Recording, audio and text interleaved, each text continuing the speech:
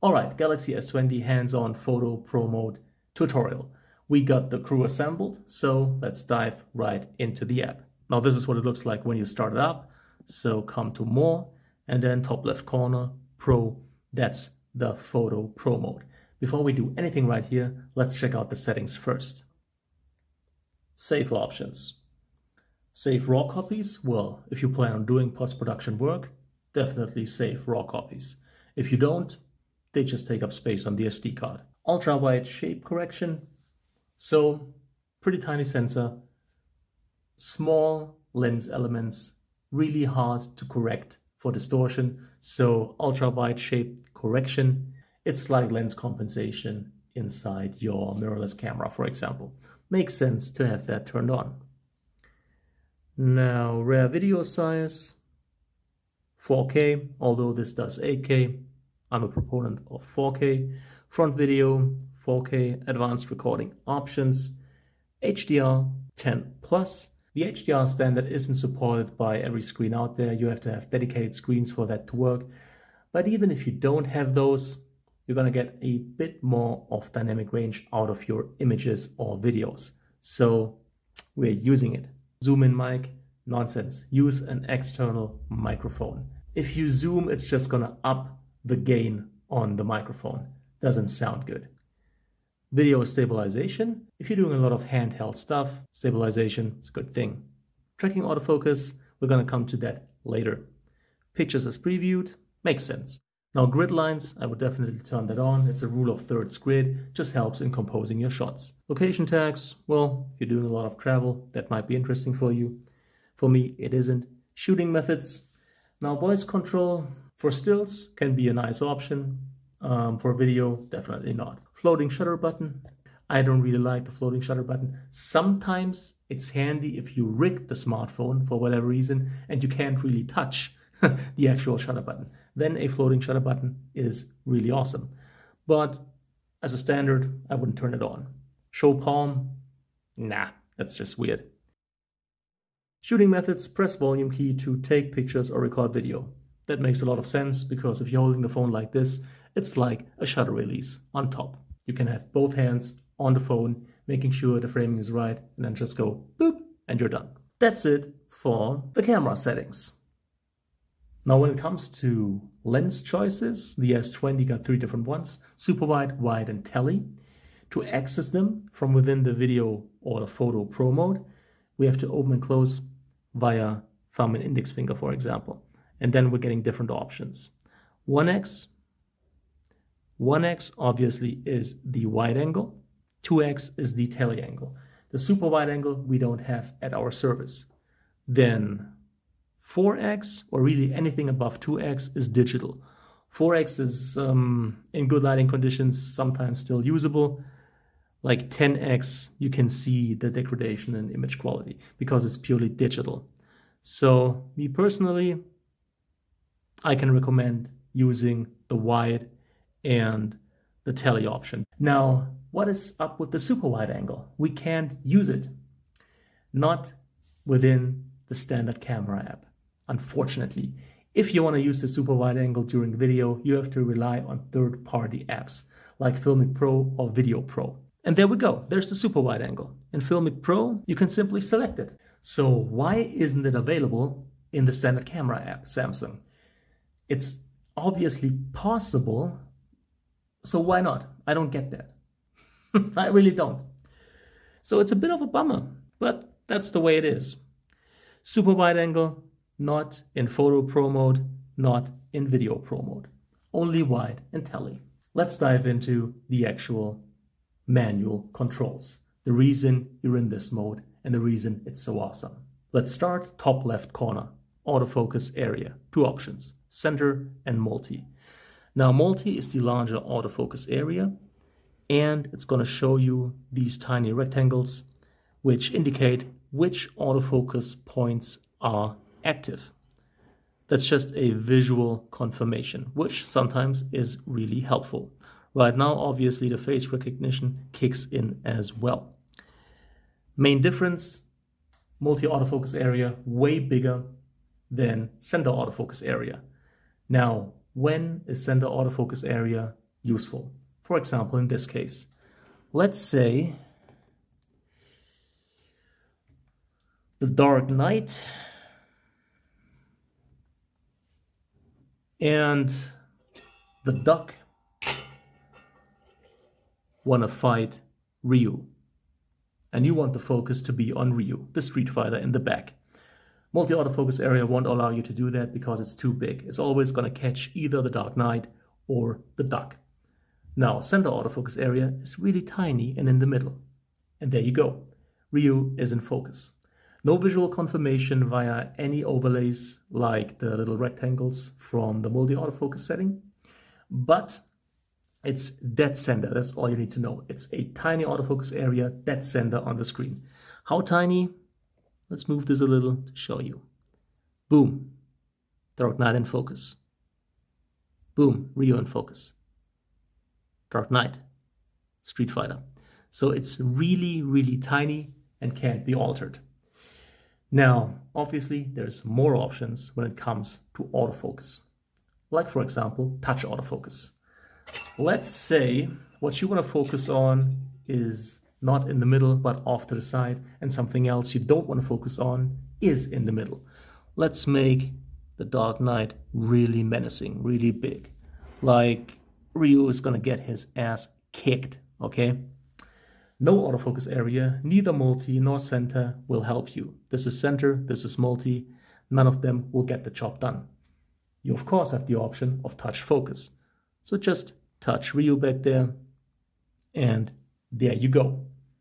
This is how you focus on something that's to the side of the frame, not in the middle. Now here's another thing, since we're talking about focus.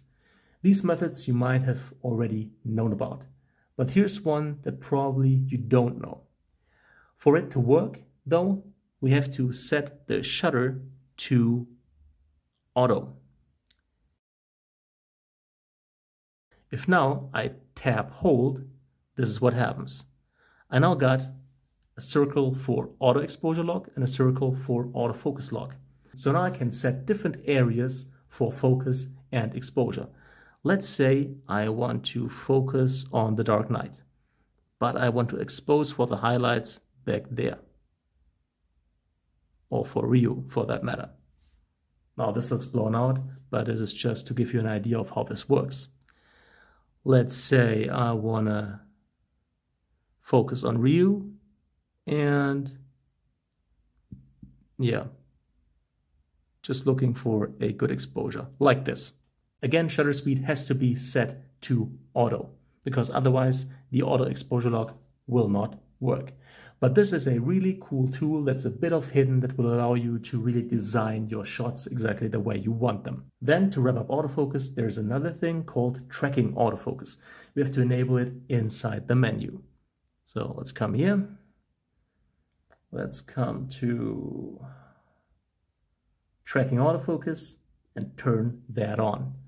So right now, going to Ryu, touch focus, and tracking focus is on, activated.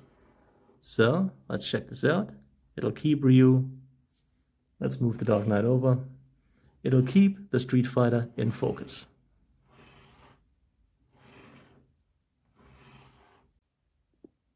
Now for the time being, let's turn it off again. And there we go. This is how the focus system of the S20 works. Now with metering modes, second option on the left from the top, you got three different ones: center weight, matrix, and spot.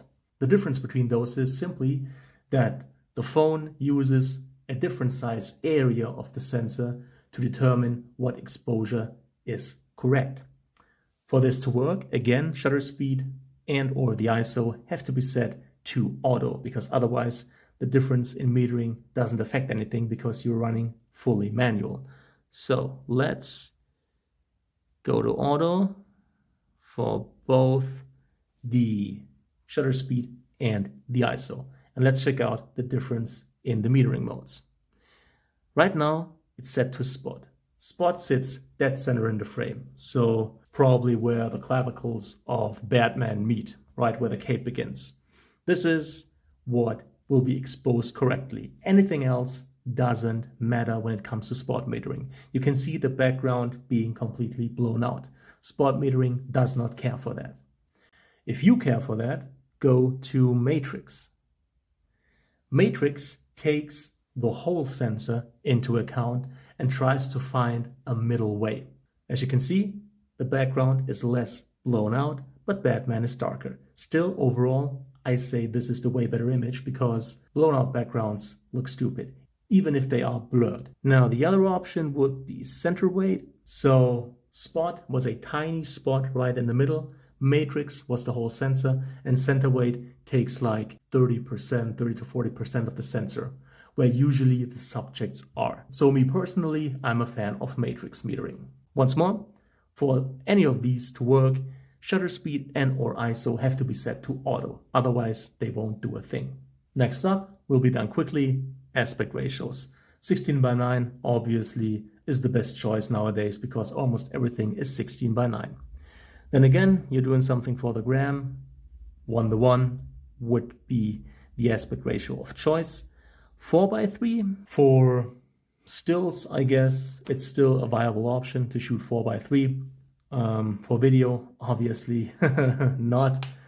There's also full, which gives you like a 16:10-ish aspect ratio, but as you can see, going from full to 16:9, it's going to crop into the image top and bottom. Again, 16:9, full, 16:9. So in my book, 16:9 for stills and video is the way to go. Next up, fourth on the left from the top, self-timer. It's pretty self-explanatory. Usually, if you're up really close and you're not using stabilization, touching the phone, even using the volume button, can create camera shake or phone shake and mess with the sharpness of the image. Remember that like a 2-second timer delay can give you enough time to really prepare for the shot and make sure you're holding the phone as still, as calmly as possible. Next up, the flash. Second option on the left from the bottom. Now the flash aesthetic is not for everyone. Usually I would recommend to stay away from it. Me personally, I turn the flash off. I try to get it done within the constraints when it comes to the lighting situation that I'm in. Okay, now let's get into the actual camera settings, the actual manual settings on the right side that Pro Mode offers you. The reason Pro Mode is awesome and the reason you want to use it. On the right, from the top, first thing is exposure compensation. Obviously, you can fine-tune your exposure using this. It'll only work if shutter speed and or ISO are set to auto. Otherwise, it won't do a thing. It will be grayed out and not available. Now, when would you use this? Let's say in this example, this is standard exposure, 0.0, but you don't like the way the window in the background is blown out.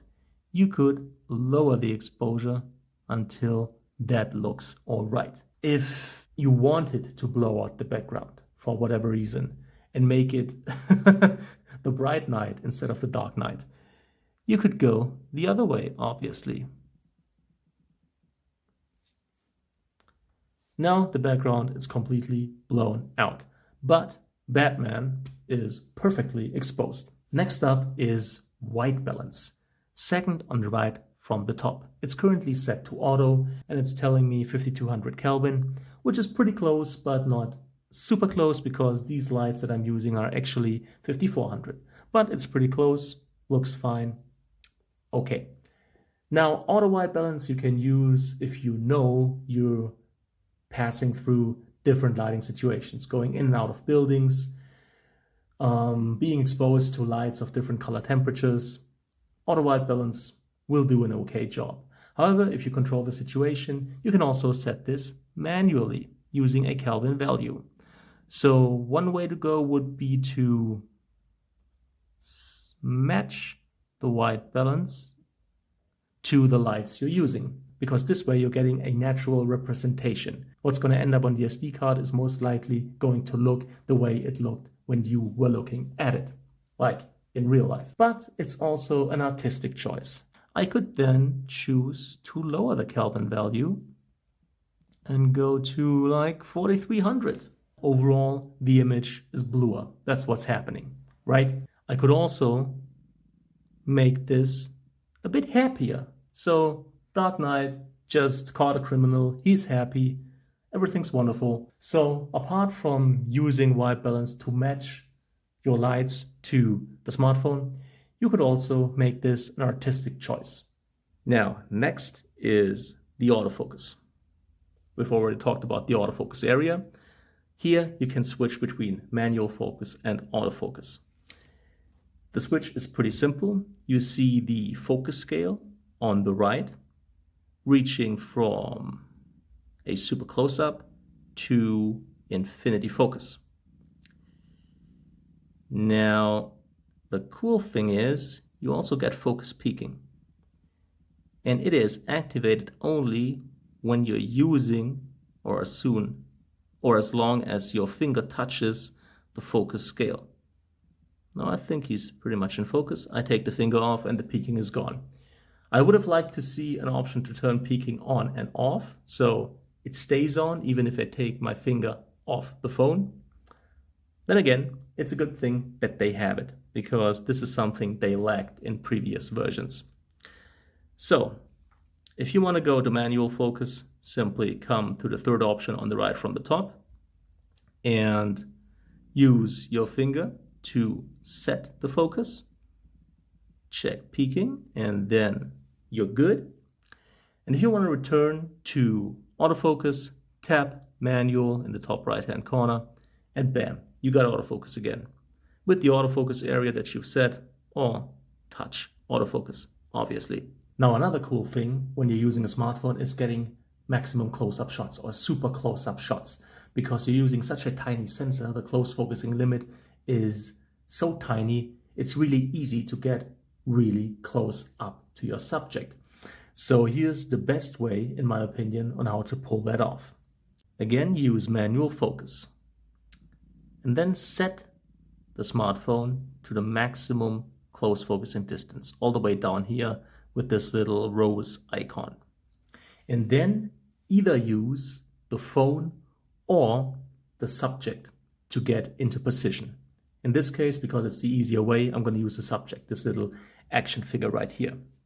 Now, to perfectly position it, I will leave my finger on the focus scale, set to the max close limit, so I get peaking.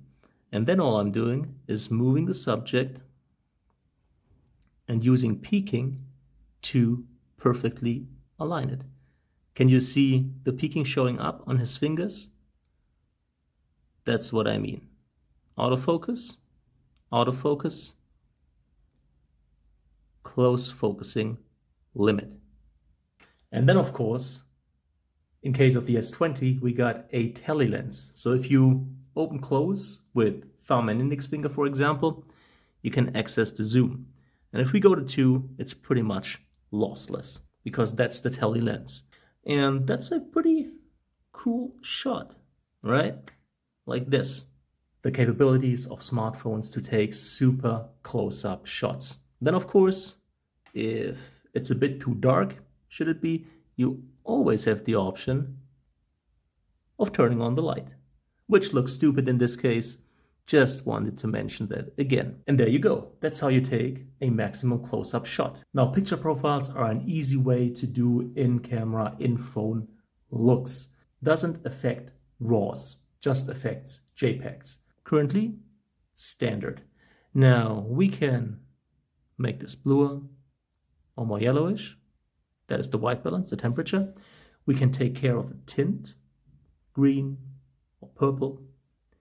We can decrease the contrast or increase it. We can decrease the saturation or increase it. We can subdue the highlights or make them brighter. And we can do the same thing with the shadows. Now let's go for a crunchy Street Fighter look. So what's the first thing I would do? I would up the contrast. I would lower the saturation. And already it's kind of a bleach look. Well, then I would check out the temperature and probably make it a bit cooler. So maybe it's nighttime. For the tint, would I go green or purple? I would go a bit purplish actually, because I like the way the skin looks and the reds look. Now, what would I do with the highlights? Bring them down, bring them up? I would probably leave them. I would blow them out a bit with the shadows. Make them even darker. Let's reduce the highlights a bit. But yeah, this would be a pretty simple to do in-camera look. Now obviously shutter speed and ISO are exposure tools. And the main benefit of Video Pro mode is using them in manual mode. So you can perfectly dial in the exposure or dial in the effect that you want. This is currently a bit overexposed, so I'm lowering the shutter speed to 1/125th, ISO 100. Now, the lower the shutter speed, the more motion blur. The higher the shutter speed, the less motion blur. So if you want to freeze movement, use anything up from 500. That's obviously gonna kill a lot of light, so you might have to up the ISO to do so. If you want like blurry movement, go below 1/4. Let's turn off the lights. Just to give you an idea what the movement will look like, this is now a shutter speed of 1/4 of a second, so a quarter second. Let's raise the ISO to 1/60th so we see something. And let's set the focus manually real quick. Yeah, I like that. Okay, so if I now move, let's try to get it still. Yeah, I think that worked. Right, you're getting blurry movement. However, during the day, they will bring in so much light that you can't even pull that off without an ND filter. If you still wanted to do that, you would have to use a clip-on ND filter. Now, obviously, let's turn the lights back on. You can also go the other way, right? If there's something that moves fast and you want to freeze it without motion blur, you have to go higher with the shutter speed. Going higher with the shutter speed will cost you light. So it's always a double-edged sword. Like 1/500th actually should freeze motion. Now, as you can see, it's pretty underexposed, so we have to up the ISO. Upping the ISO, however, will bring in digital noise because it's a tiny sensor, so your image will get less clean. It's just a trade-off. Now, freezing motion. Let's do the same thing. Let's focus. Now I'm gonna move the action figure again, but this time shooting with a shutter speed of 1/500th.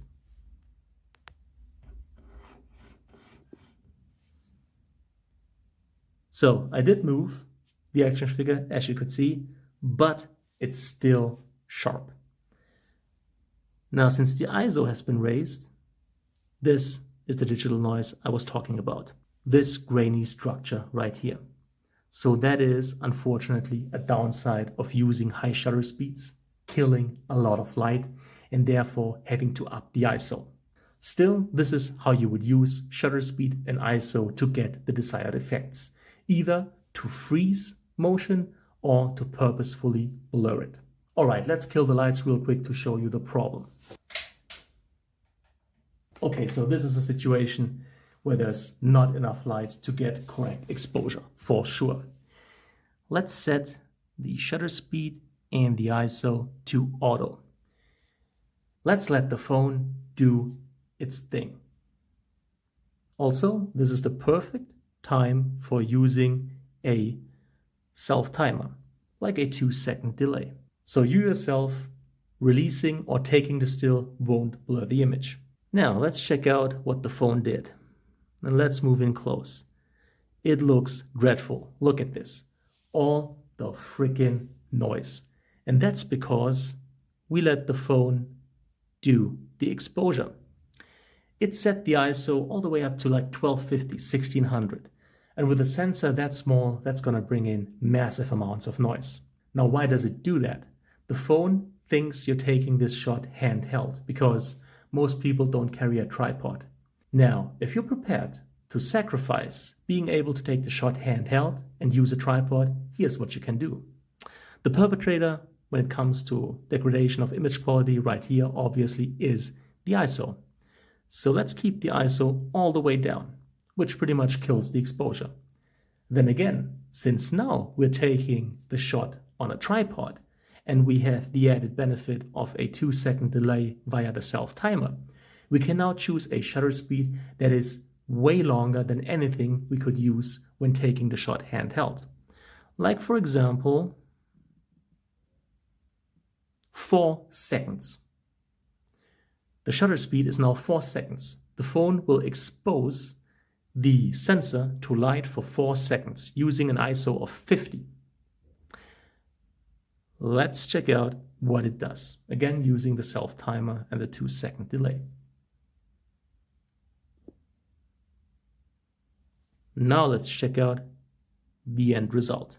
Now it's still a bit underexposed. So let's go to maybe 6 seconds or 8 seconds. Let's do 8 seconds and see what we can come up with. Very important, don't bump into the phone, don't touch the phone while it's taking the picture. That would defeat the whole purpose. All right, of course, the background is blown out, but our Street Fighter is exposed somewhat okay-ish. Let's zoom in. Now there's still a bit of noise there, because even if the ISO is at 50, using very long shutter speeds like multiple seconds with such a tiny sensor will result in some digital noise. Then again, if we compare that to our previous example, that is a massive difference. So if you're willing to sacrifice being able to take the shot handheld and use a tripod, you can keep the ISO all the way down and then just get the exposure you need via a very long shutter speed, like multiple seconds.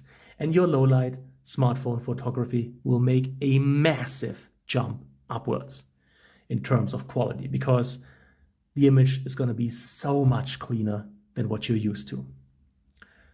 All right, that's it.